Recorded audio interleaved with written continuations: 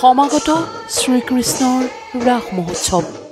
ৰাজ্যৰ ইমূৰৰ পৰা সিমূৰলৈ এতিয়া ৰাসৰ আখৰা দ্বিতীয় বৃন্দাবনলৈ পৰিণত হ'ব ৰাজস্থলীসমূহ শৰতৰ পূৰ্ণিমা নিশা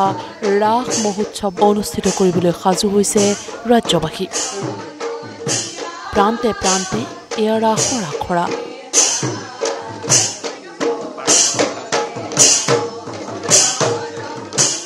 ৰাসৰ বাবে এতিয়া ব্যস্ততা বৃদ্ধি পাইছে ৰাসৰ ৰং বিৰঙী পোছাক তৈয়াৰ কৰা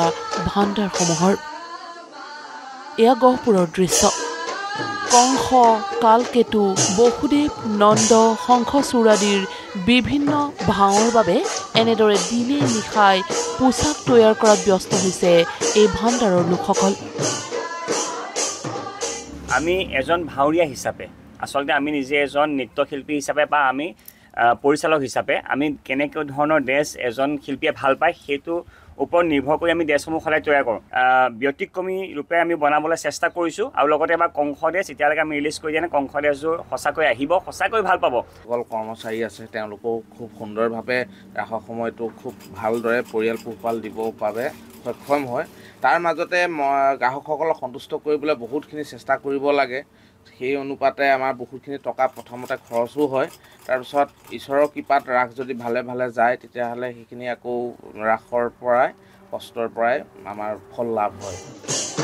শৰতৰ পূৰ্ণিমাৰ নিশা ৰাসৰ বাবে সকলো ভাওৰীয়া যাতে সুন্দৰ ৰূপত সজ্জিত হৈ উঠিব পাৰে তাৰ বাবেই এই ব্যস্ততা ৰাসৰ আখৰা চলিছে সকলোতে মাজুলীতে অব্যাহত আছে ৰাসৰ আখৰা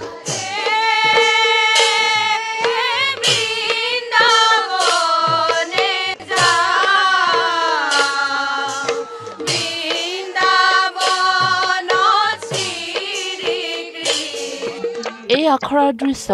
তিতাবৰৰ ৫-৬ নৱেম্বৰত তিতাবৰৰ শিলিখাবাৰী যুৱ সংঘৰ প্ৰাংগণত আয়োজিত হ'ব শ্ৰীকৃষ্ণৰ সম্পূৰ্ণ ৰাসলীলা আৰু সেয়েহে কলা কুশলীসকল ব্যস্ত হৈ পৰিছে ৰাসৰ আখৰাত শৰতৰ পূৰ্ণিমাৰ নিশা সকলো বিলীন হ'ব শ্ৰীকৃষ্ণৰ ৰাসলীলাত ব্যুৰ' ৰিপৰ্ট নিউজ লাইভ